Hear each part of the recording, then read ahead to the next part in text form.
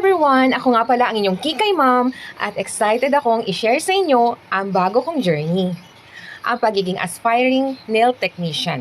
Simula pa lang ito pero sobrang passionate na ako sa pag-aalaga ng kuko at sa sining ng nail art. Ngayon, nagsisimula na akong mag-practice, step by step, polish by polish. Sa ngayon, focus ako sa pag-aaral ng basic, tulad ng tamang paglilinis, paglalagay ng polish, at syempre, sanitation. Kasi hindi lang dapat maganda, dapat safe din. Ang pagiging nail technician ay hindi lamang tungkol sa pag-aayos ng mga kuko. Ito ay isang sining, isang serbisyo, at isang paraan upang mapalakas ang tiwala sa sarili ng mga tao.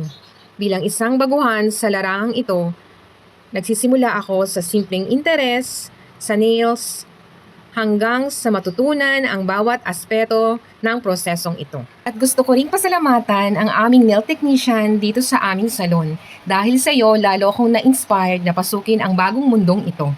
Noon pa man, interesado na talaga ako sa pag-aalaga ng sarili, lalo na sa kuko.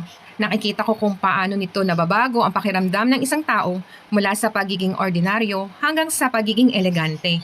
Na-inspire din ako sa mga nail technicians na may talento sa pagdisenyo at pagbibigay ng serbisyo na may malasakit.